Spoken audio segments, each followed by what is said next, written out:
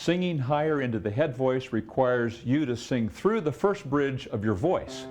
This is where the larynx wants to rise and the vocal cords separate. Here's 2 vital tips you must know about airflow from your lungs to the vocal cords that will make singing higher easier or impossible.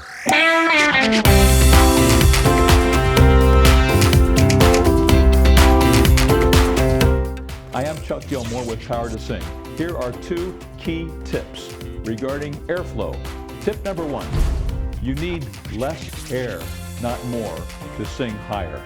To be successful singing higher, you use less air, especially when you're first learning to sing through the first bridge, also called the passaggio. Why? As you sing higher, the vocal cords stretch, tense, and thin. There's less overall thickness or mass, and less air is needed to move the vocal cords. What happens if you use too much air while learning to sing higher? Too much air will blow the vocal cords apart. That causes a break in the tone. So instinctively, the external neck muscles add extra tension to help hold back the excessive air. This pulls the larynx higher, which will make singing higher even more difficult. Watch what happens with too much air. Goo, goo, goo, goo, goo, goo, goo, goo, goo, goo. Blew the cords apart. I was blowing too much air. Now watch what happens when I reduce the airflow. Goo, goo, goo, goo, goo, goo, goo, goo, goo, goo. I was successful going through the bridge into my head voice because I reduced the airflow. Goo, goo, goo, goo, goo, goo, goo, goo, goo, goo. Reducing airflow helps keep tension out. You'll notice it's much easier to go into the head voice because the external neck muscles aren't engaging the larynx and it's staying down. Tip number 2, reducing volume or loudness also reduces the amount of air you send to the vocal cords. To be successful singing higher, use less volume, especially when first learning to sing through the first bridge into head voice. Why? In order to sing loud, the vocal cords instinctively hold back the airflow. But when we're first learning to sing higher, it's easy for the external neck muscles to tighten and squeeze the vocal cords. This pulls the larynx upward and makes singing higher nearly impossible. It also leads to pulling the chest voice too high, which causes straining, breaks, falsetto, and pitch problems. Worse yet, singers can damage their vocal cords and lose their voices. Go, go, go, go, go, go, go, go, go, go. Too loud. Go, go, go, go, go, go, go, go, go, go. I'm not going in the falsetto. I'm just going very lightly.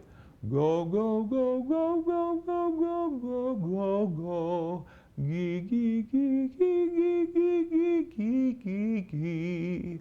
Ma, ma, ma, ma, ma, ma, ma, ma, ma, ma, ma, ma. Softer will help you get this faster. You may find that reducing the volume will help you learn to sing higher faster than anything else.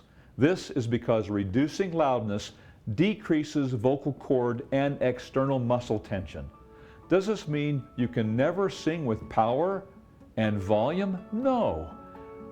When you're first learning to sing higher, you're also learning a new vocal coordination. You're trying to keep the larynx down while keeping the vocal cords together and feeling the resonance shift into your head and back to your chest. This gives you a new muscular feeling, which is strange and unfamiliar. You feel vocally uncoordinated. Your natural response is to go back to old but ineffective singing habits. Once you begin to accept a new feeling in the vocal cords and a new non-interference from the external neck muscles, you'll be like a baby learning to walk. At first it feels completely strange and new because you've never done it before. Eventually you start feeling like you can stand without holding on to the chair. Then you feel like you can take a step, then 2 steps, and then more and more. Soon you're walking from chair to chair, then down the hallway. In time, you start walking faster and faster. One day, you start to run, but trip and fall. In time, you run anytime you want. You run confidently and well. Your entire vocal mechanism is learning a new coordination, something you've never done before. For some of us, it takes years, others of us months.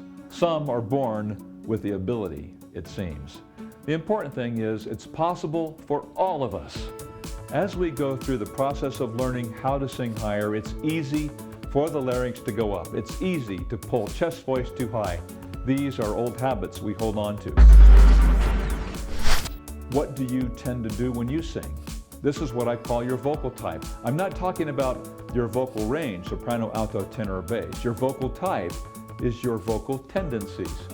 Go to powertosing.com and take the vocal test, which I call the power test. Take the quiz and discover your vocal type.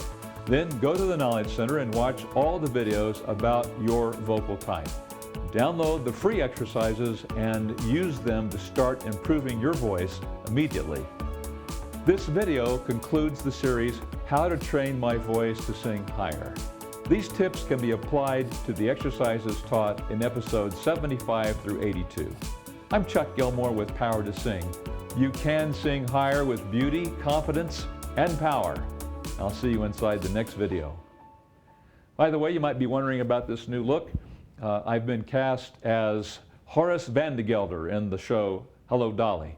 And so I'm working on, I'm not exactly sure how my character is going to end up, but it may be quite interesting, maybe this here and going up like this. So we'll see how it goes. Show starts the first part of August, so I've got a while, in case you wondered.